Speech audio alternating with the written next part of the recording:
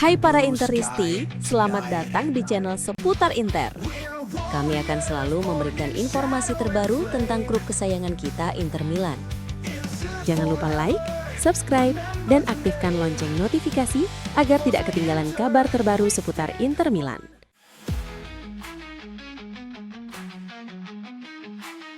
Inter Milan ternyata memiliki gudang talenta muda yang sangat besar. Mereka memang tidak semuanya berada di San Siro saat ini, tetapi Nerazzurri masih memiliki hak atas mereka dan terus memantau perkembangan masing-masing pemain. Ada 12 nama yang menarik perhatian. Pertama, Luka Topalovic. Gelandang kelahiran 2006 ini kini dipinjamkan ke Carrarese di Serie B. Musim ini menjadi kesempatan penting baginya untuk mendapatkan menit bermain dan kembali ke Inter dengan pengalaman yang lebih matang. Kemudian ada Matteo Cocchi. Bek sayap muda yang sudah pernah tampil bersama tim utama Inter ini bergabung dengan Padova. Yang menarik, Inter tetap mempertahankan opsi untuk membawanya kembali. Matteo Spinace juga masuk radar. Ia kini bermain untuk Mantova di Serie B setelah sebelumnya mendapatkan kesempatan melakukan debut bersama tim utama Inter di Coppa Italia. Lalu ada Thomas Berenbroek, pemain yang beberapa kali masuk skuad senior pada era Simone Inzaghi.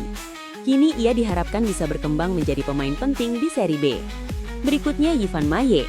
Bek asal Prancis ini mendapatkan kesempatan yang berbeda karena langsung menuju Monza dan akan bermain di Serie A. Ada juga Giacomo De Pieri, yang kini melanjutkan karir bersama Ascoli setelah periode peminjaman yang belum terlalu memuaskan di Juve Stabia dan Bari. Di Yunani, Alexiou kembali ke AEK Athens. Inter masih memiliki kendali terhadap masa depannya melalui klausul pembelian kembali. Sementara Giacomo Stabile mencoba bangkit bersama Südtirol setelah mengawali petualangan barunya dengan kartu merah. Kemudian ada Mattia Zanchetta yang kini dipinjamkan ke Giana Erminio. Dylan Zarate juga melanjutkan perjalanan bersama Cadiz dengan skema yang memberikan Inter opsi pembelian kembali. Lalu ada Akinson Miro, yang masa depannya masih menarik untuk diperhatikan setelah menjalani pramusim bersama Inter. Dan terakhir, Valentin Carboni. Talenta Argentina ini kembali ke negaranya dan bergabung dengan Racing, berharap bisa menemukan kembali konsistensi setelah perjalanan yang terganggu fisik. Jadi, meskipun nama-nama tersebut saat ini tersebar di berbagai klub, mereka belum benar-benar keluar dari radar Inter. Inilah salah satu strategi Nerazzurri, mengembangkan pemain muda di luar San Siro, memberikan mereka menit bermain, lalu melihat siapa yang mampu berkembang menjadi pemain untuk tim utama. Mungkin hari ini mereka masih berstatus pemain pinjaman, tetapi beberapa tahun dari sekarang, bisa saja salah satu dari 12 nama ini kembali ke Milan dan menjadi bintang baru Inter.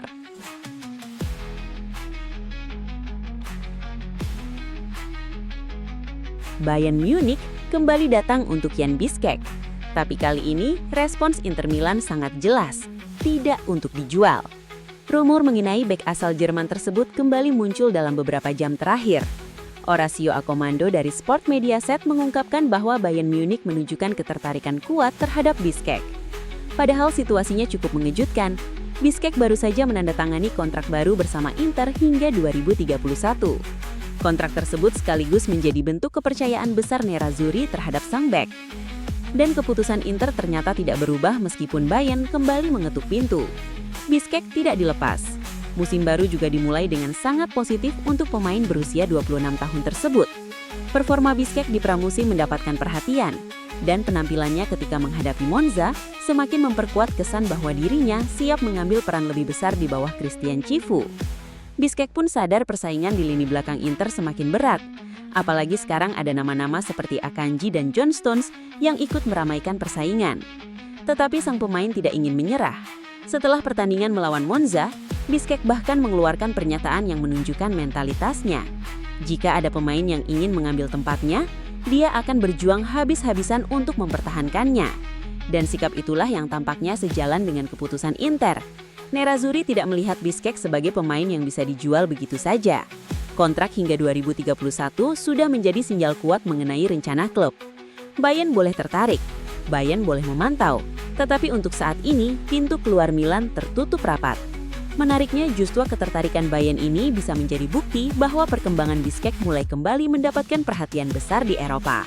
Dari pemain yang sempat harus berjuang mendapatkan tempat, kini ia menjadi pemain yang diburu salah satu klub terbesar Jerman. Dan Inter sepertinya sudah mengambil keputusan. Jan Biskek adalah bagian dari proyek Cifu.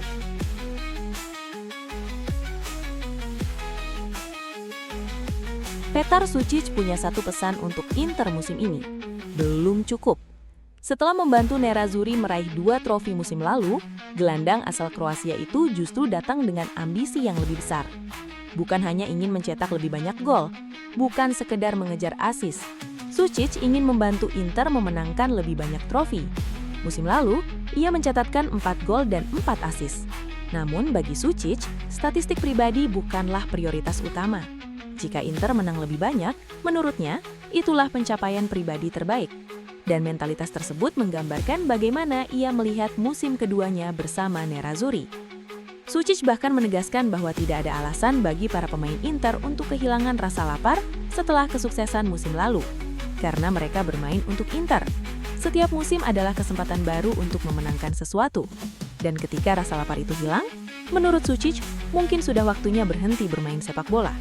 Menariknya, rasa cintanya kepada Inter juga semakin kuat. Ia mengaku sudah jatuh cinta dengan klub dan para penggemarnya. Bahkan menurutnya bermain untuk Inter adalah salah satu keputusan terbaik dalam hidupnya. Kini tantangan semakin besar. Inter memiliki lini tengah yang penuh kualitas. Ada Calhanoglu, Barella, Zielinski, Mkhitaryan, Stankovic, Curtis Jones, dan tentu saja Sučić sendiri. Tetapi Sučić tidak melihat mereka sebagai musuh. Ia mengatakan bahwa dirinya tidak bersaing dengan siapapun. Ia hanya bersaing dengan dirinya sendiri. Setiap hari harus lebih baik daripada hari sebelumnya. Dan kemampuan bermain di berbagai posisi menjadi keuntungan besar. Musim lalu, Sučić sudah dimainkan di hampir seluruh posisi lini tengah. Sekarang Cifu ingin melihat kontribusinya dalam serangan semakin besar. Lebih banyak gol, lebih banyak assist, namun tetap dengan satu tujuan utama, trofi. Apalagi Sučić juga membawa pengalaman berharga dari Piala Dunia. Ia ingin menerapkan hal-hal positif yang didapatnya di turnamen tersebut bersama Inter musim ini. Dan ketika ditanya soal menghadapi Luka Modric di Serie A dan Derby Milan, Sučić justru menyambutnya dengan antusias. Baginya, Modric bukan hanya legenda sepak bola Kroasia, tetapi juga sosok yang luar biasa sebagai manusia. Jadi, Petar Sučić sudah siap. Musim kedua di Inter bukan waktunya berpuas diri. Ia ingin berkembang, membantu tim, dan memenangkan semuanya. Karena bagi Sučić, selama masih mengenakan seragam Inter, rasa lapar tidak boleh hilang.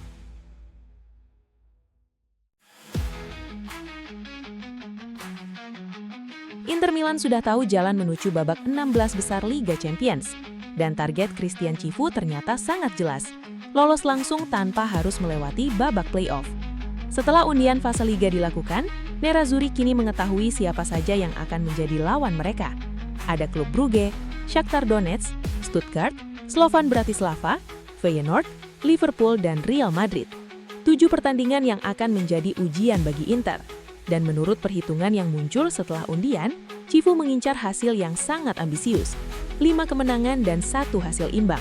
Targetnya adalah mengumpulkan sekitar 16 poin untuk memperbesar peluang finish di posisi 8 besar dan langsung melaju ke babak 16 besar. Di atas kertas, beberapa pertandingan tentu terlihat lebih memungkinkan. Inter akan menghadapi klub Brugge, Shakhtar, dan Stuttgart di kandang. 3 pertandingan ini menjadi peluang besar bagi Nerazzurri untuk mengamankan poin penuh di San Siro. Kemudian, ada perjalanan ke Bratislava untuk menghadapi Slovan. Pertandingan yang secara kualitas seharusnya juga bisa dimanfaatkan Inter untuk meraih kemenangan. Tetapi setelah itu, level tantangannya meningkat drastis.